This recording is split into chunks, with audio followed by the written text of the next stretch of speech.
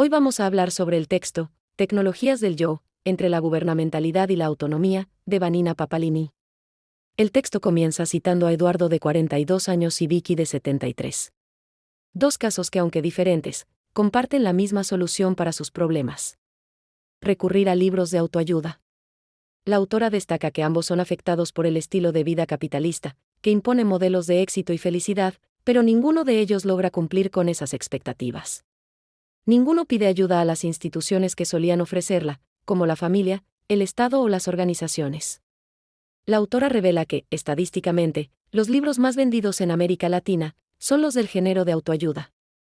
Esto demuestra que son una fuente habitual a la que recurrir para tratar de lidiar con los conflictos que experimentamos en nuestra vida.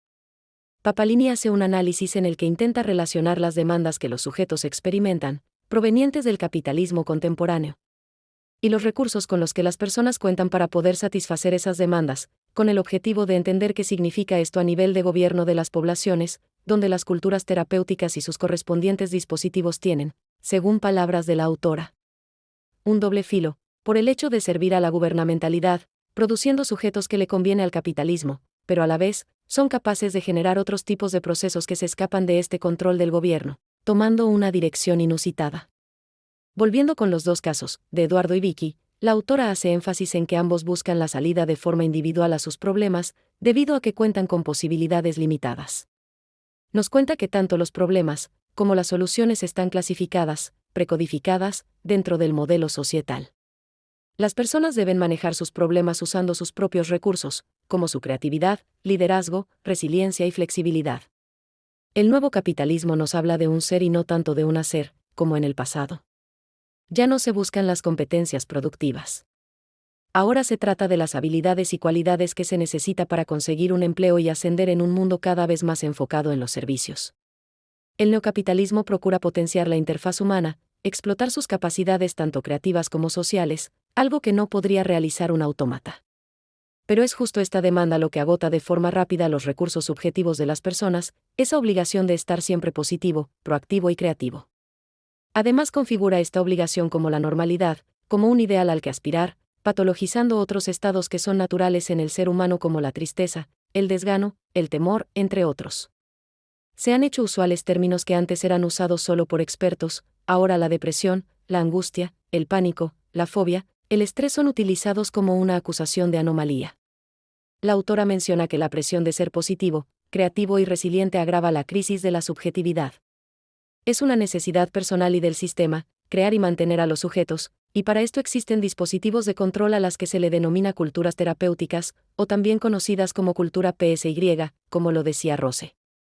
En ellas encontramos una variedad de autoayuda que nos brinda apoyo y organización para enfrentar lo que se nos exige en diferentes áreas de la vida, como el trabajo, la familia y las relaciones.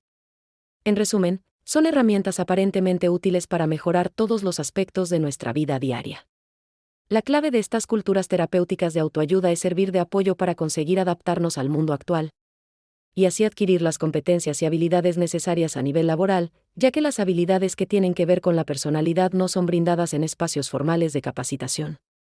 Se pretende así, orientar las relaciones interpersonales hacia modelos y estilos emocionales y de interacción adecuados para esas situaciones y entornos, brindando estrategias para hacer frente a problemas sociales y personales. Para encontrar soluciones a las crisis personales y, al mismo tiempo, aumentar nuestra tolerancia al estrés. Estas culturas terapéuticas es lo que Foucault llama tecnologías del yo, son herramientas para ayudar a transformarnos a nosotros mismos. Foucault clasifica las tecnologías de gobierno en 4 grupos: tecnologías de producción, tecnologías de los sistemas de signos, tecnologías de poder y tecnologías del yo. Las primeras serían aquellas determinaciones en las que los sujetos están sometidos. Las segundas, las operaciones que estos hacen en sus cuerpos, pensamientos y prácticas con el fin de alcanzar felicidad, sabiduría, así como otros objetivos que se corresponden con cierto modelo moral. Estas últimas integran la gubernamentalidad. No obstante, estos conceptos elaborados por Foucault están basados en el estudio de las sectas helénicas, en donde estas tecnologías del yo eran utilizadas como herramientas de autogobierno, para aplicarlo a la gobernanza de la polis de la mejor manera posible. Buscando más autonomía, sabiduría, ideales y control sobre el cuerpo y las emociones. Las modernas tecnologías del yo, a diferencia de las helénicas, se basan en diversas fuentes como la religión o la ciencia y se entrelazan con un modelo moral ligado al capitalismo. Esto guía a las personas hacia valores como el éxito, la adaptación y la flexibilidad. Por ello, como mencionamos al principio, estas tecnologías tienen doble filo. Y pueden ir en dirección de la autonomía o de la sujeción. Vanina Papalini sostiene que las tecnologías del yo de las culturas terapéuticas están al servicio de la gubernamentalidad neoliberal. Porque son dispositivos que sostienen y controlan a los sujetos. Las tecnologías, según Francisco Jodar y Lucía Gómez, son clave en las políticas para guiar el comportamiento de las personas. Son parte de cómo se ejerce el poder en la sociedad. Las tecnologías del yo construyen un saber sobre el sí mismo, un saber que parte de una vulgarización de los conocimientos expertos, como mencionamos anteriormente, saberes religiosos, sociológicos, psicológicos, neurocientíficos. Se trata de una banalización de este tipo de conocimiento, ya que acaban siendo simplificados y proscritos como si fueran recetas a seguir. Mientras que en las sectas helénicas el cuidado de sí era tutorado por una figura, un maestro que acompañaba a su discípulo en su proceso de conocerse y saber sobre sí mismo. En el mundo actual el conocimiento de sí mismo es la base de la que derivan las prácticas de cuidado propio. Pero en este caso, este conocimiento es ajeno a la inquietud personal y es realmente producido y aplicado por el gobierno de las poblaciones, a modo de control, sobre los sujetos. En el neocapitalismo, lo que antes requería un experto ahora se reemplaza por una vigilancia global, donde el conocimiento está al alcance de todos. Siendo este un saber pragmático, facilitando que los propios sujetos se autocontrolen y autolimiten. El proceso de subjetivación también se delegó en los sujetos, teniendo a disposición infinidad de recursos para regularse. Siempre bajo el modelo moral establecido por los poderes de gobierno y teniendo la promesa de alcanzar la felicidad a través de estas prácticas. Nicolás Rose, citado en el texto de Papalini, menciona que las prácticas de gobierno intentan dar forma a la conducta, intencionalmente, para lograr ciertos objetivos. Y estos intentos se establecen a través de declaraciones, panfletos, discursos o políticas. Pero hay otros que no saltan a la vista, son más sutiles y están en diversas prácticas como la educación, la influencia, la terapia, entre otros. Pero Papalini dice que no estamos completamente sujetados. La autora nos habla de pliegues que se forman, es decir, pequeños huecos en donde cosas imprevisibles acontecen. Excepciones que salen de la norma porque las tecnologías del yo necesitan de la intervención directa de los sujetos, necesitan que estos estén abiertos, receptivos, que lo acepten e integren en sus prácticas y en sus representaciones mentales, por lo que siempre se abre la posibilidad, espacios donde otras cosas pueden suceder. Pero, porque la subjetividad es la clave de la gubernamentalidad en nuestra época, el gobierno de las poblaciones tiene estrategias, prácticas, tecnologías que están dentro de una lógica en donde gobierno y poblaciones se mueven. El gobierno influye en nuestro pensamiento a través de políticas, discursos y acciones que moldean a las personas. Los problemas de la vida cotidiana son resultado de problematizaciones en donde se definen aspectos conflictivos y en donde se puede reflexionar e intervenir, dice Rose. Papalini nos dice que los conflictos hoy en día están definidos desde el yo y por lo tanto en ese mismo momento se está produciendo el problema y guiando hacia la solución de manera determinada. Esta determinación ha sido trazada desde la gubernamentalidad. No hay nada aleatorio, no existe el azar o la propia inventiva, son soluciones prefabricadas, porque es lo que conviene al sistema.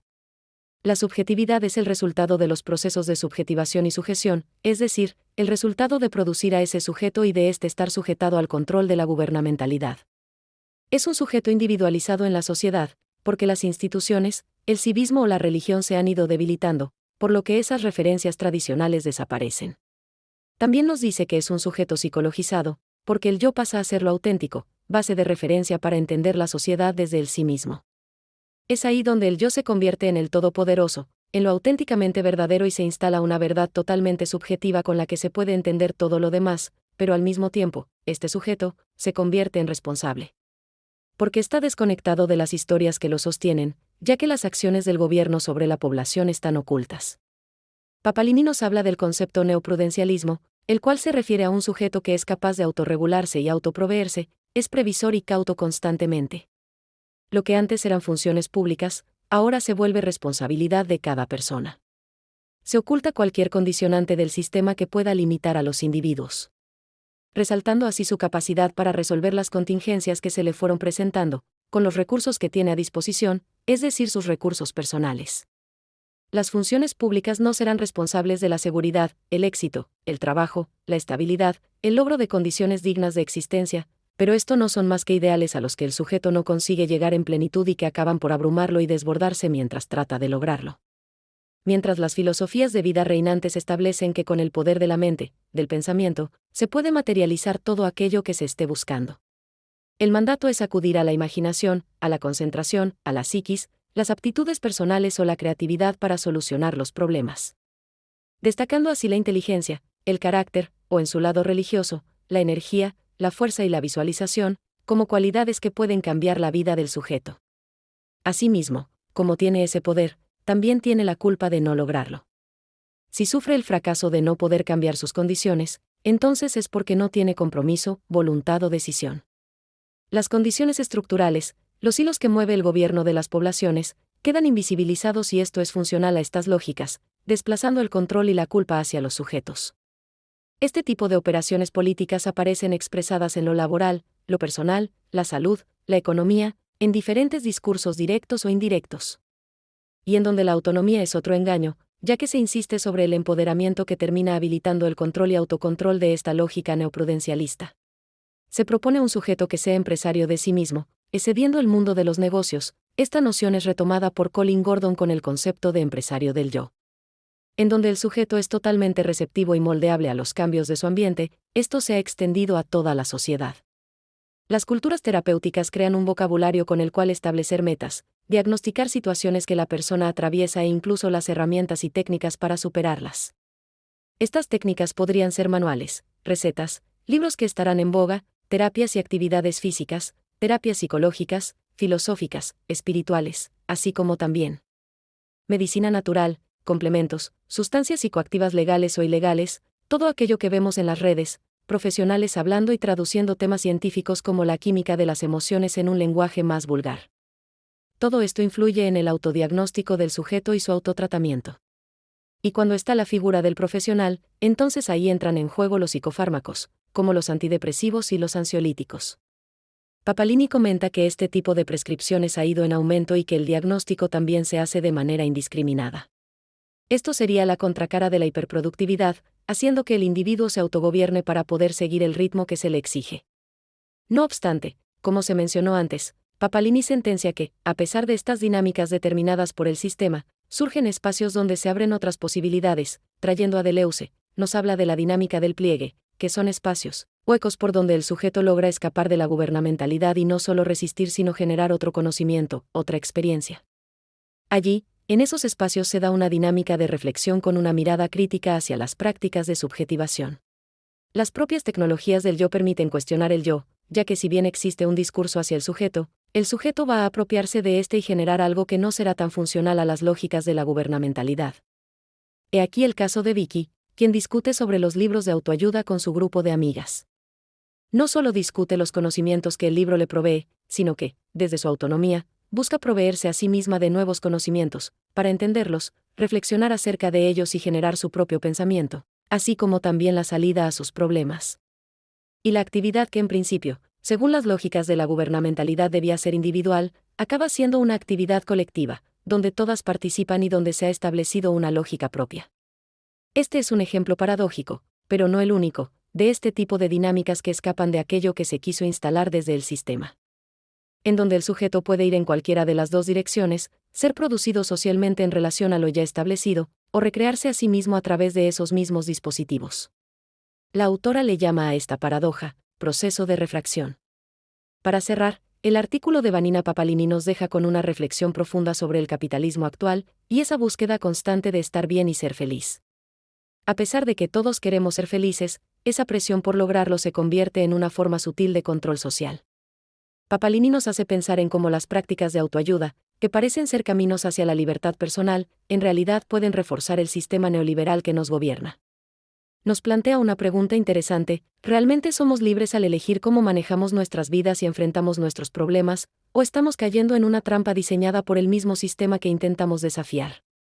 A través de ejemplos cotidianos, como la lectura de esos populares libros de autoayuda, el texto nos invita a reflexionar sobre cómo las presiones sociales y nuestra propia subjetividad se entrelazan, creando nuevas formas de control. Así que, al final del día, Es esencial cuestionar si nuestras elecciones son realmente nuestras.